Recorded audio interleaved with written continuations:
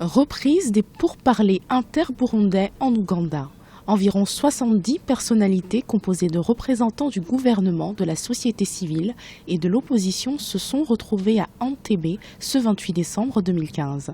Une reprise du dialogue placée sous l'égide du président ougandais Yoweri Museveni, médiateur désigné par la communauté est-africaine. Cette nouvelle phase dans la médiation de la crise burundaise est synonyme d'espoir puisque le gouvernement burundais, qui avait refusé de participer à toute négociation avec le Sénarède, le Conseil national pour le respect de l'accord d'Arusha et de l'état de droit au Burundi, a enfin accepté l'invitation du facilitateur.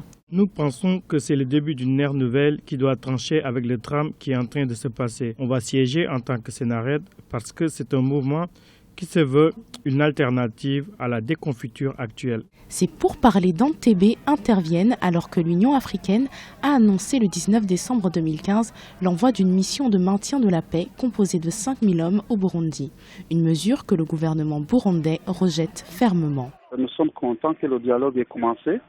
Du moins, ça, c'est le début, mais c'est un début très timide.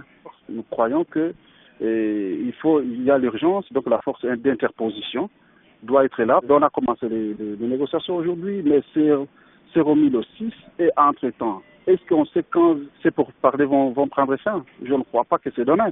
Et si ce n'est pas demain? Et la vie des gens qui sont en train d'être assassinés, donc, il faut d'abord préserver la vie des gens et poursuivre les négociations parallèlement.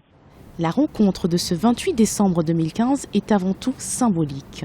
Les différentes parties doivent ensuite se retrouver en janvier 2016 à Arusha, en Tanzanie, pour reprendre le dialogue. C'est dans cette ville qu'avaient été signés en 2000 les accords ayant permis de mettre fin à la guerre civile au Burundi.